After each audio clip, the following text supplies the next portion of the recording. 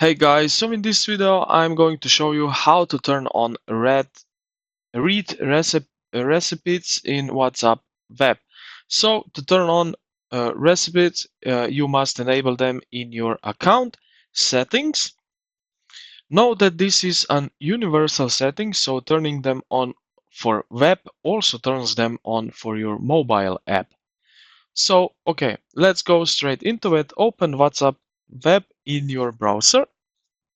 And then head over here to the left bottom side where you see this gear icon. So that means to the settings and click on that. So like that, now we are in the settings mode. And right here, select privacy. So click on privacy.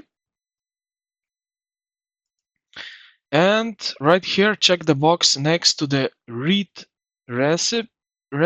So right here it says if turned off, you won't send or receive read recipes. Read receipts are always sent for group chats. So two-way street, if you turn off read recipes, you won't be able to see when other have read your messages either. And yeah, this is basically it, how you can do that. So here you will on off. And yeah, this is basically it. I hope this video helped you out. If it did, consider to like the video and subscribe to the channel. Thank you for watching, and I will see you in the next.